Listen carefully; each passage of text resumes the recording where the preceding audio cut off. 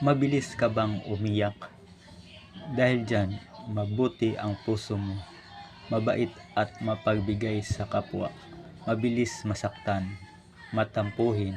mahirap makalimot. Mga prutas na gamot sa mga sakit: avocado, gulay, mangga, coconut water, cucumber juice, vitamin D, sunlight. Habits na humaharang sa kaligayahan: kawalan ng pagmamahal sa sarili, lagi kang nagrereklamo, pagsisisi, kailangang magmukha ng mabuti, hindi magandang physical habits, ang pagiging alipin sa iyong mga takot,